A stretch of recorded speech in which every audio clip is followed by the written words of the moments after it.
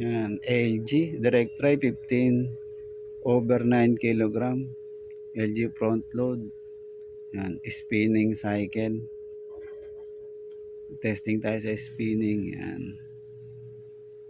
So para mga parts niya is working. Ang initial findings lang natin ngayon is low pressure ng tubig, kaya siguro nag-a-appear ang IE error. Yan, ito yung complaint niya sa washing machine na to, IE error.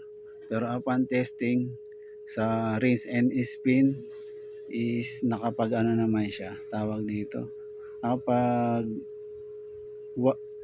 banlaw naman siya, rinse, and as of now nag-i-spin cycle na siya. Yan. Maraming salamat sa lahat ng mga nanonood.